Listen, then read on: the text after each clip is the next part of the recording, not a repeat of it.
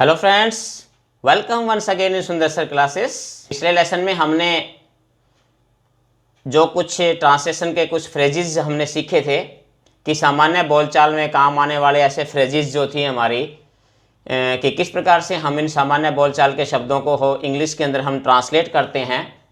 उसी कड़ी में आज मैं आपको कुछ ऐसे ही और ऐसे फ्रेजेस के बारे में इस लेसन में बताने जा रहा हूँ कि इस प्रकार के सामान्य जो हमारे पास जो फ्रेजेस होती है उसको हमने ट्रांसलेट करते समय कौन सा पैटर्न हमने इस्तेमाल करना है, उसका जो है स्ट्रक्चर जो है सेंटेंस का क्या होगा, उसी स्ट्रक्चर के बारे में आज के इस लेसन में हम करेंगे। उम्मीद है कि पिछला लेसन आपको पसंद आया होगा और आपने इसके बारे में कुछ और अभ्यास भी किया होगा। और इसका भी आपने ध्यान रखना है कि आप जो कुछ सेंटेंसेस आपको बताए जाते हैं तो आप अधिक से अधिक और सेंटेंस बनाने का प्रयास करें और अधिक से अधिक आप अभ्यास करें इसका, तो आप आसानी से इन जो फ्रेजेस हैं इनका ज्ञान आपको हो सकता है और आप अपने स्पोकन इंग्लिश को और भी ज़्यादा इम्प्रूव कर सकते हैं। तो लीजिए आज का हम टॉपिक शुरू करते हैं। नेक्स्ट जो हम फ्रेज ले रहे हैं वो इससे बिल्कुल उल्टा, जो हमने अभी किया था उससे उसका किया। जैसे ही सब कुछ है, ही सब कुछ है। जैसे यहां हम कह सकते हैं पैसा ही उसके लिए सब कुछ है, देश ही उसके लिए सब कुछ है।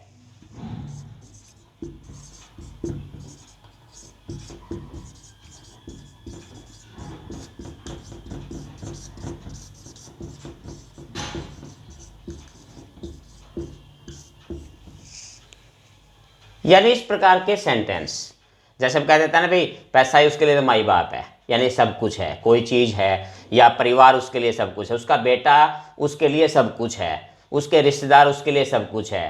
तो मतलब कहने का, या कुर्सी ही उसके लिए, जैसे नेता के लिए कह सकते हैं भी कुर्सी उसके लिए सब कुछ है।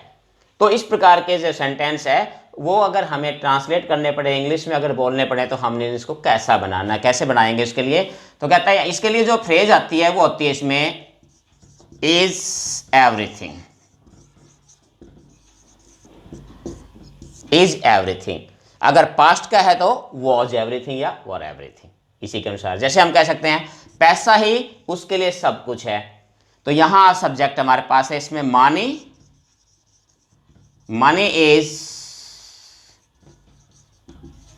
एवरीथिंग फॉर हिम, पैसा ही उसके लिए। तो यहां हमने क्या लगाया कि सब्जेक्ट आ गया। सब्जेक्ट के बाद हमने जो स्ट्रक्चर में हेल्पिंग वर्ब लगा दी हमने, इज एम आर, या वो जो भी है आपकी वॉज वर्ब कुछ भी हो सकती है, और उसके बाद एवरीथिंग।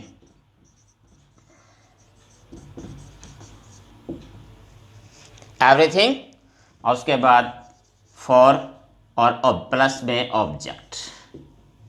तो इस प्रकार से हमने सेंटेंस बनाना है।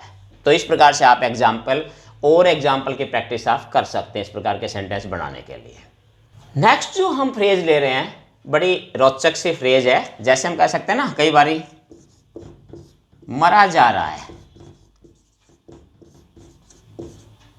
मरा जा रहा है। कई बार हम कह देते हैं ना कि वो तो उससे मिलने के लिए मरा जा रहा है, वह नया मोबाइल खरीदने के लिए मरा जा रहा है, वह घर से बाहर जाने के लिए मरा जा रहा है। तो ऐसे सेंटेंसेस जो है उनको हमने कैसे ट्रांसलेट करना है, उसके लिए हमने कौन सी पर्टिकुलर फ्रेज का इस्तेमाल करना है। वो फ्रेज है is dying to. Is dying to अगर पास्ट का आ जाए तो वॉज आ जाएगा, वॉज डाइंग टू। जैसे मान लीजिए एग्जाम्पल के तौर पर वह खेलने के लिए मरा जा रहा है।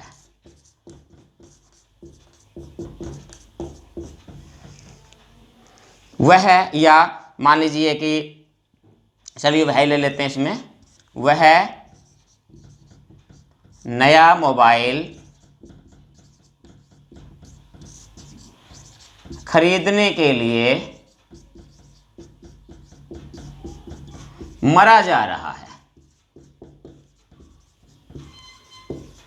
तो इस प्रकार के और एग्जाम्पल आप कह सकते हैं। वह बाहर जाने, जैसे लॉकडाउन में लोग बहुत सारे जो है अंदर ही अंदर हम रहे हैं, तो कई बार जो है कईयों को बाहर जाने का जो है मन करता है, तो उसके लिए कहते हैं वो बाहर जाने के लिए मरा जा रहा है, वो विदेश जाने के लिए मरा जा रहा है, वो पैसे कमाने के लिए मरा जा रहा है। यानी किसी काम के लिए जो है हम करते हैं इस प्रकार के, तो हमने सेंटेंस को कैसे करना है। तो इसके लिए सब्जेक्ट लगाएंगे। सबसे पहले हमने लगाना है सब्जेक्ट, वही हमारे पास हेल्पिंग वर्ब आ जाएगी इसमें, इज या वॉज वर्ब में जो कोई भी है। फिर आ जाएगा आपका डाइंग टू लगाना है, और उसके बाद क्या है, आपने वर्ब लगानी है। वर्ब की ये ध्यान रखना आपने कि वर्ब की आपने जो है वो फर्स्ट फॉर्म लगानी है, क्योंकि टू के बाद हमेशा वर्ब की फर्स्ट फॉर्म आती है। और लास्ट में अगर कुछ बचता है तो हमने वो इसका हम लिख सकते हैं। ऑब्जेक्ट वगैरह अगर है तो हम आगे लिख सकते हैं, आगे ऑब्जेक्ट आपका लिख सकते हैं। अब इस स्ट्रक्चर के अनुसार देखिए, सब्जेक्ट हमारे पास ले लिया हमने ही। अब प्रेजेंट का है तो इसमें ही के साथ is, he is dying to. अब यहां क्या है, इसमें खेलना, वर्ब है इसमें खेलना, तो नेचुरली क्या लगाएंगे इसमें, to play, first form of the verb. He is dying to play.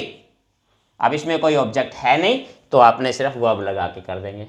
Next sentence में देख लिए कि वह क्या इसमें, तो ही is dying to.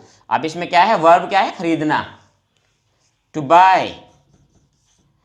He is dying to buy. अब इसमें क्या है, ऑब्जेक्ट है नया मोबाइल, न्यू सेल फोन। तो इस प्रकार से अगर देखिए ये तो मैंने सिंपल स्ट्रक्चर बताया। इस स्ट्रक्चर को आप इंट्रोगेटिव भी यूज कर सकते हो, नेगेटिव के अंदर भी। इंट्रोगेटिव के लिए जैसे आप क्यों मरे जा रहे हो, तो आप इंट्रोगेटिव स्ट्रक्चर के अंदर जो है सिंपल सा है इसमें कि जो हेल्पिंग वर्ब हमारी है वो सब्जेक्ट से आपने पहले यूज कर देनी है। बाकी कुछ इसमें ज्यादा मीन्स से कोई ज्यादा इसमें फेरबदल करने की जरूरत नहीं है। जैसे मैं कहता हूं कि वह क्यों मरा जा रहा है, या उसके लिए क्यों मरे जा रहे हैं, तो why interrogative word WH word अगर आता है तो आपने उससे पहले हेल्पिंग वर्ब से पहले WH वर्ड, और उसके बाद स्ट्रक्चर उसकी हेल्पिंग वर्ब, उसके बाद फिर वही सब्जेक्ट। यानी स्ट्रक्चर जो है वो थोड़ा सा बदलना है। फ्रेज हमारी जो है वो यही रहेगी, फ्रेज हमने इसी का इस्तेमाल करना है। तो ये था हमारा आज का लेसन। उम्मीद है कि आपको लेसन पसंद आया होगा। और कुछ एक जो हमारे जो इंग्लिश की फ्रेजेस थी जो हमारे सामान्य बोलचाल में जो काम आती है उनका हमने इस्तेमाल करना सीखा। एक बार फिर मैं ये कहना चाहूँगा कि आप अधिक से अधिक इसका प्रैक्टिस कीजिए। इसी से मिलते जुलते सेंटेंस आप और बनाइए, और कम से कम 1 या 2 सेंटेंस आप बना के आप मुझे कमेंट बॉक्स के अंदर वो डालिए, ताकि मुझे भी थोड़ा इस बात का पता चले कि आपने इसके बारे में कुछ किया है। जल्दी ही ऐसे ही कुछ और फ्रेजेस लेकर मैं आपके सामने फिर आ रहा हूं, और तब तक के लिए आप इस सेंटेंसेस का इस प्रकार का जो मैंने जो स्ट्रक्चर आपको बताया इसका आप अभ्यास कीजिए। Till then have a nice day. Thank you.